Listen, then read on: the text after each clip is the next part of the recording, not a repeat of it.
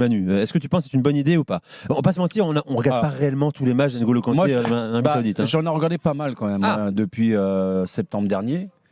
Et je reste toujours sur la même impression. On est très très loin quand même du niveau européen.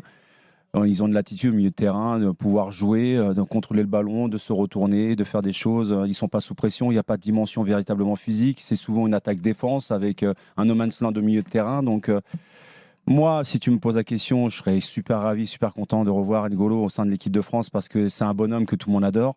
Sa personnalité, elle a fait l'unanimité. Et puis, tu sais qu'il te donnera tout ce qu'il a dans les tripes. En revanche, je regarde, parce que j'ai vu pas mal de matchs d'N'Golo. Je ne vais pas dire qu'ils sont pas bons, non. Mais de là à essayer de faire une comparaison à ce que tu peux amener lors d'un Euro, en sachant les difficultés du milieu de terrain à l'heure actuelle de l'équipe de France, les blessures, les incertitudes concernant certains joueurs, dans leur méforme, dans les blessures, dans beaucoup de choses.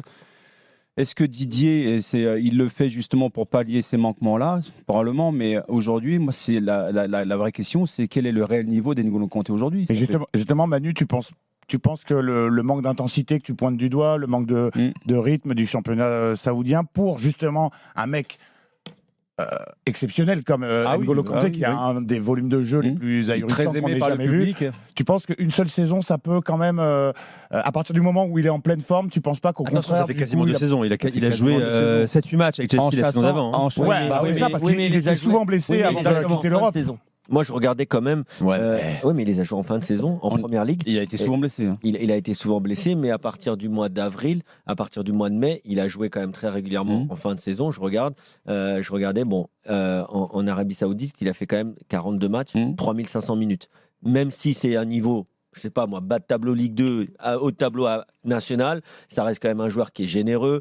Moi, je regarde. Donc, en fait, aujourd'hui, au vu du no man's land, je ne vais pas dire un no man's land, mais au vu des difficultés de Didier Deschamps à trouver des solutions quand on me parle de Warren Zaïre-Emery en équipe de France. Il y sera, ce sera confirmé dans un quart d'heure. Il a besoin d'expérience. Il a besoin d'expérience. Aujourd'hui. Chouameni qui est blessé, donc il va revenir. Chouameni est blessé, et quand tu regardes les matchs d'N'Golo Kanté, je te dis, Manu, sur la fin de saison dernière, entre